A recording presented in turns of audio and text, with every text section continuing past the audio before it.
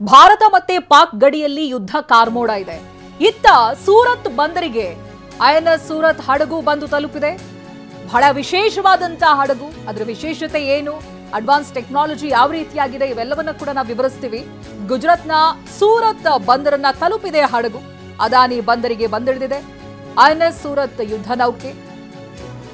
ರಾಜ್ಯಸಭಾ ಸದಸ್ಯ ಗೋವಿಂದ್ ಧುಲಾಕಿಯಾ ಹಾಗೆ ಕಲೆಕ್ಟರ್ ಯುದ್ಧ ನೌಕೆಯನ್ನ ಸ್ವಾಗತಿಸಿದ್ದಾರೆ.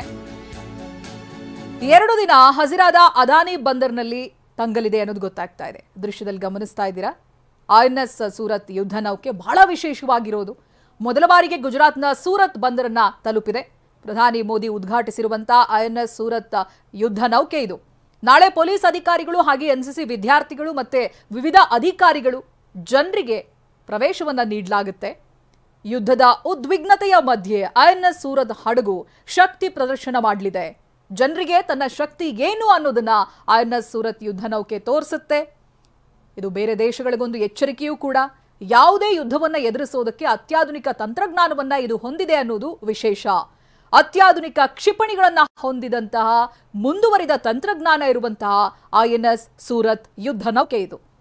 ಭಾರತ ಯುದ್ಧ ಸ್ಥಿತಿಗೆ ಎದುರಿಸೋದಕ್ಕೆ ಸಂಪೂರ್ಣವಾಗಿ ಸಿದ್ಧವಾಗಿದ್ದೀವಿ ಅನ್ನುವಂಥ ಸಂದೇಶವನ್ನ ಸಾರುವಂತ ವಿಶೇಷ ನೌಕೆ.